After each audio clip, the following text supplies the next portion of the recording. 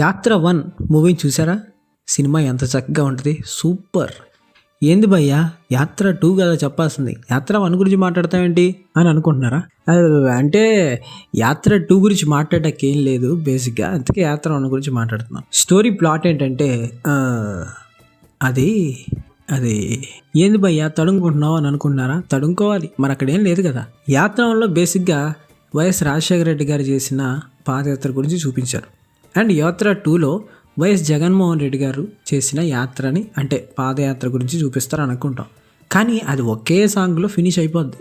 సరే, మనకు తెలిసిన విషయమే కాబట్టి ఫాస్ట్గా బోర్ కొట్టకుండా కంప్లీట్ చేశారేమో, ఇంకా ఏదో మనకు తెలియనివి చూపిస్తారేమో అని పొరపాటు పడ్డా.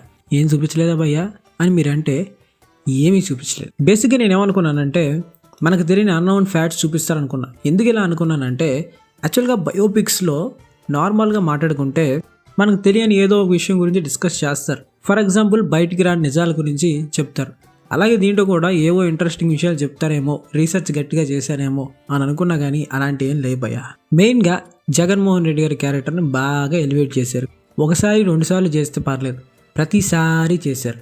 పోనీ ఎలివేట్ చేశారు. ఎలివేట్ చేయడానికి ప్రతి సీన్ని వాడుకున్నారు. నాకేమనిపించిందంటే జగన్మోహన్ రెడ్డి గారి పాదయాత్ర చూపించడానికి ఈ సినిమా తీశారు అని మనం అనుకుంటాం.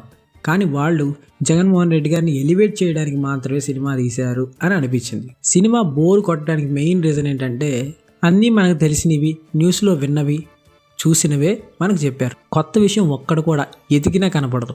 ఆ విషయాన్ని పక్కన పెడితే మ్యూజిక్ చాలా బాగుంది. మ్యూజిక్ కుట్టినాడు ఉండగానే గట్టిగా కుట్టాడు. అండ్ ఇంకోటి ప్రొడక్షన్ వాల్యూస్ కూడా చాలా బాగున్నాయి, మంచి క్వాలిటీగా ఉన్నాయి అనమాట. అండ్ ఇంకోటి పర్ఫార్మెన్సెస్ గురించి మాట్లాడితే జీవ గారి పర్ఫార్మెన్స్ కానీ అలాగే మమ్మూటి గారి పర్ఫార్మెన్స్ కానీ సూపర్గా ఉంది, బాగా చేశారు. మిగతా వాళ్ళు కూడా చేశారు కానీ అలా చేశారు, కానీ వీళ్ళిద్దరు మాత్రం బాగా చేశారు. ఫైనల్లీ నేను విన్నాను, నేను చూశాను, మీకు చెప్తున్నాను. ఇక నిర్ణయం మీ చేతిలో ఉంది, ఏం చేయాలన్నా కూడా. Thanks for watching, love you.